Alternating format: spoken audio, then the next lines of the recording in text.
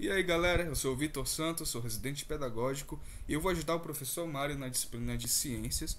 E aqui hoje a gente vai falar sobre deriva continental e sobre o formato das costas brasileiras e como que isso tem a ver com essa teoria. Para entender a teoria do deslocamento continental, a teoria da deriva continental, a gente tem que entender primeiro de onde essa ideia surgiu. Então o pesquisador, o geólogo Alfred Wegener pensava sobre como que a Terra é hoje e sobre como ela foi no passado. E baseado nisso, ele elaborou uma ideia muito interessante.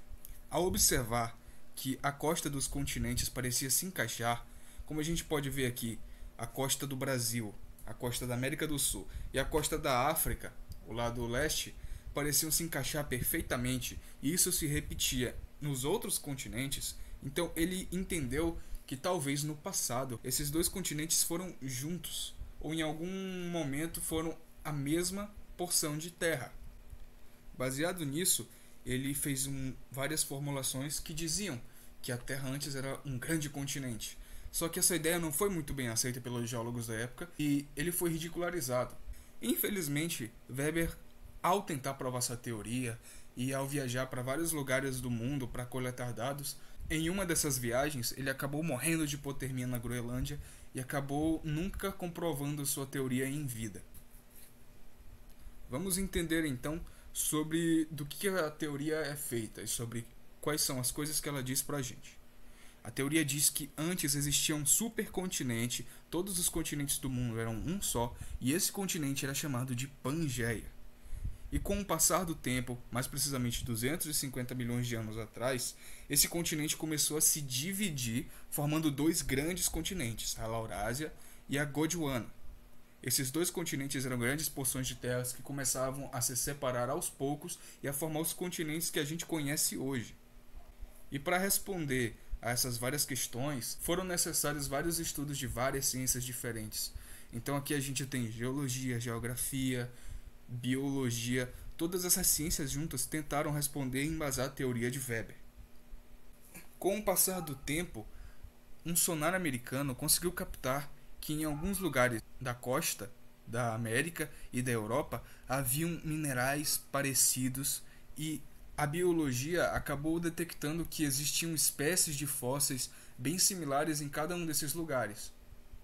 Então eram animais que viviam em tempos parecidos geologicamente e que estavam intimamente relacionados, eram a mesma espécie e, portanto, deviam estar juntos há muito tempo atrás. Não faz sentido que aquelas espécies estivessem separadas por um oceano tão grande. Não faz sentido que um fóssil de camaleão encontrado na Europa também seja encontrado na África no mesmo período geológico e que ele tenha nadado até lá, considerando a distância que existe hoje. Então, no momento, no passado, a única coisa que pode explicar isso é que essas duas porções de terra um dia foram juntas e eles viveram no mesmo lugar, e que com o processo de derivação dos continentes eles foram se separando, e essa é a explicação para existir esse tipo de coisa. E para explicar a deriva continental e por que os continentes se separam, a gente tem outra teoria que é usada como ferramenta para entender por que os continentes se separam. A tectônica de placas, ela vem como uma ferramenta de explicar o motivo do movimento. Ela diz que na camada litosférica as camadas de terra estão como se fossem sobrepostas em cima do magma. Isso faz com que elas fiquem à deriva e se mexam livremente. E mais uma vez, uma boa explicação ou um bom fato para explicar isso são as semelhanças que a gente tem nos diferentes continentes. Então, quando a gente observa várias porções do mapa mundi e como eles parecem se encaixar, a gente entende que no passado esses vários continentes eram um só e que foram se separando aos poucos pelo movimento das placas tectônicas, que são grandes placas de terra suspensas no manto da Terra. E como havia dito, várias teses ou vários fatos comprovam que isso é verdade. A gente acha geologias similares nos extremos de cada um desses países ou continentes, a gente acha fósseis de mesma espécie que não deveriam estar ali, mas estão, e a gente consegue visualizar mecanicamente que os continentes são como se fossem pequenos quebra-cabeças que eu posso encaixar e formar uma figura grande de novo. O movimento das placas tectônicas causa vários efeitos no planeta, e a gente observa isso através de tsunamis e terremotos. Sim, os tsunamis e terremotos são provocados por esse mexer das placas tectônicas na Terra. Para falar um pouco mais sobre terremotos e tsunamis, a gente vai fazer uma aula específica sobre eles para detalhar como que acontece esse processo do mover da máquina até a formação de fato desses fenômenos naturais. De deriva continental, é só isso que eu queria falar. Muito obrigado por assistir.